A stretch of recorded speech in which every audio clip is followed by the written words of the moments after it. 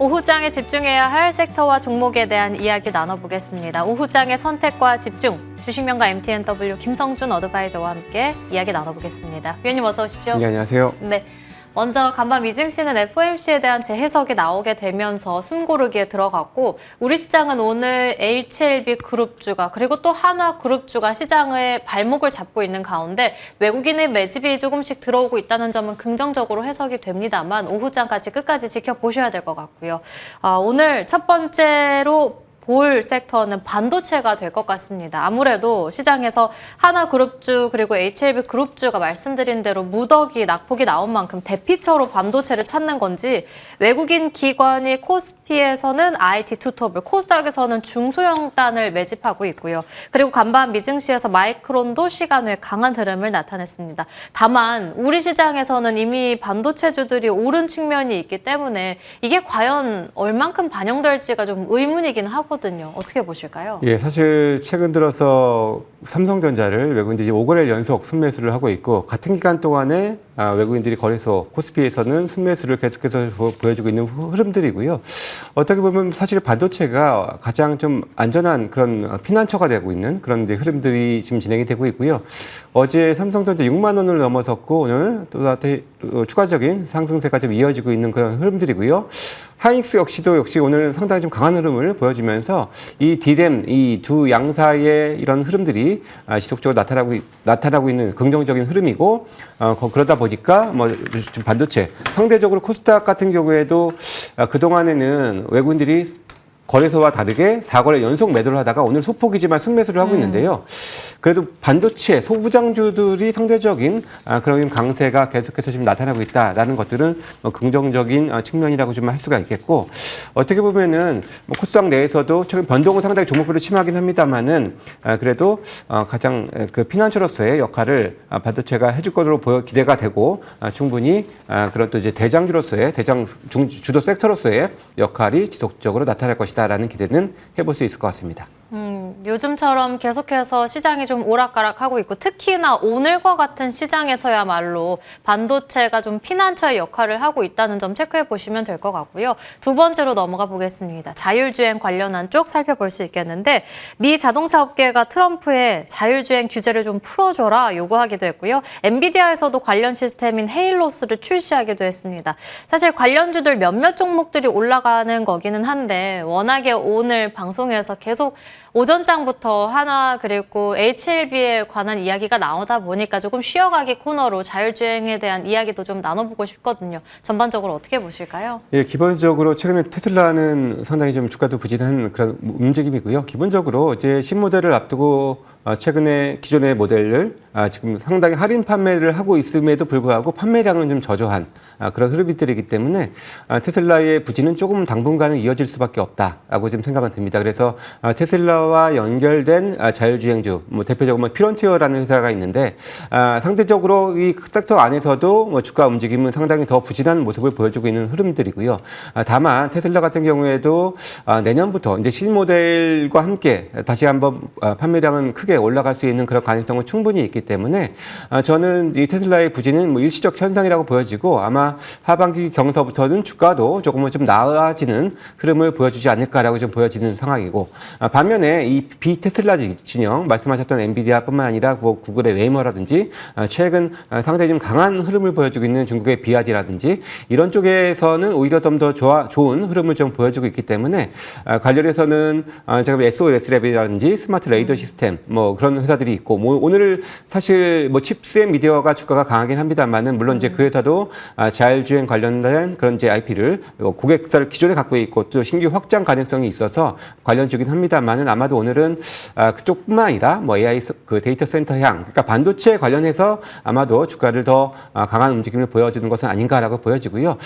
물론 자율주행이 다소 쉬고는 있습니다만은 이 오히려 비테슬라 진영에 대해서는 만큼은 저는 계속해서 좀 관심을 갖고 좀 눈여겨봐야 되지 않겠냐라고 보여지고 저는 충분히 뭐 저가 매수 가능한 그런 종목군이다 이렇게 말씀드리겠습니다. 네, 그리고 또 내달 3일에는 서울 모빌리티 쇼가 개막한다는 점도 참고해 보시면 좋을 것 같습니다. 그럼 다음 섹터로는 여행, 관광 관련한 섹터 이야기 나눠볼 수 있겠는데 이미 어제 이 시간에서도 K뷰티, K푸드를 포함한 소비주들에 대한 이야기 나눠봤고요. 어제는 음식료품이 강했다면 오늘은 화장품주들이 치고 올라오고 있는데 이게 중국 무비자 방문 수혜 때문이라고 봐도 괜찮을까요?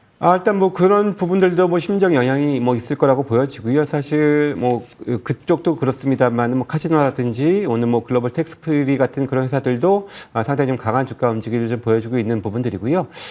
물론 3분기부터 이제 한시적 중국 단체 관광객 허용 소식이 지금 나왔던 것인데요.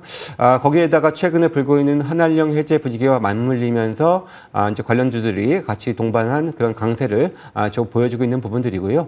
이런 부분들은 그냥 단기 그냥 이벤트성이 아니라 뭐 충분히 향후에는 뭐 당장은 아니지만 3분기부터는 실질적인 실적에도 영향을 줄 수 있는 부분들인 만큼 또 관련주들이 최근에 좀 주가가 상대적으로 좀 부진했습니다. 그래서 그런 차원에서의 순환매도 일정 부분 좀 유입이 되고 있다라고 보여지고요. 뭐 주가 측면에서는 이것이 뭐 시기가 조금 남아 있습니다. 남아 있기 때문에 계속해서 연속된 반등의 흐름을 기대한다기보다는 단기 이슈성의 반등의 측면들도 있다라는 측면은 감안하셔야겠습니다.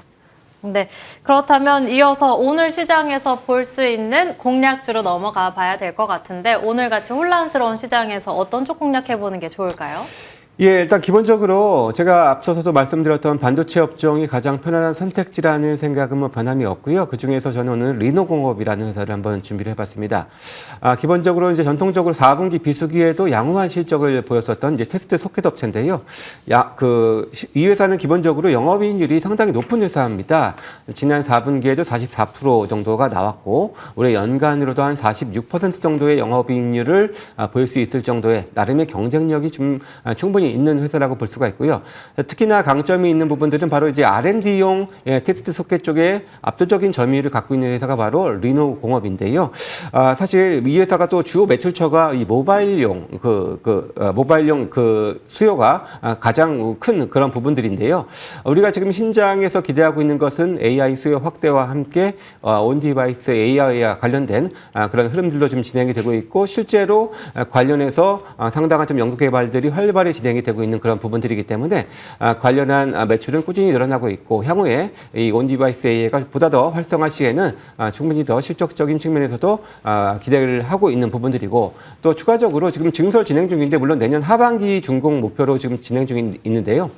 증설 완공이 된다면은 기존의 모바일뿐만 아니라 뭐 로봇이라든지 뭐 전장 또 이제 XR 이런 쪽으로도 확장 가능성이 충분히 있고 완공 시 캐파가 매출의 한 2배 가량 될 수 있는 부분 큰 그런 증설이 진행이 되고 있기 때문에 그런 차원에서도 향후에 이 실적 성장에 대한 기대감도 갖고 있는 회사다라고 말씀드리겠습니다. 네, 그렇다면 리노공업은 현재 구간 21만 2천 원 선 지나가고 있는데 가격 전략 어떻게 챙겨볼까요? 예, 일단 뭐 최근에 고점대 수준입니다. 23만 원 정도를 1차로 목표로 제시를 해드리도록 하겠고요. 손절 가격은 최근에 좀 긴 양봉을 보였었던 가격의 저가 19만 7천 원으로 말씀을 드리겠습니다. 네, 목표 주가는 23만 원, 손절 라인은 19만 7천 원으로 대응해 보겠습니다. 추가적으로 종목 점검 받아보겠습니다. 3A 로직스가 오늘 장중에 12%가량 급등하면서 장중 10,000원도 회복했는데 10,000원 선 이제 회복이 나왔다면 추가 전략은요?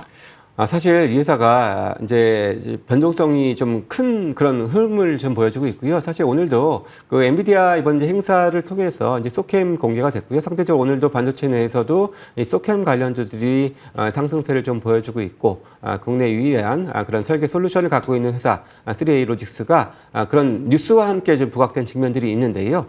사실 지금 현재 구간에서는 뉴스 이후에 다소 조금 차익 매물이 나오고 있는 구간이기 때문에 무리한 추격 매수보다는 다소 좀 조정을 받았을 때 저가 매수의 기회로 활용하는 측면이 오히려 더 현명하지 않겠냐라고 보여지고요.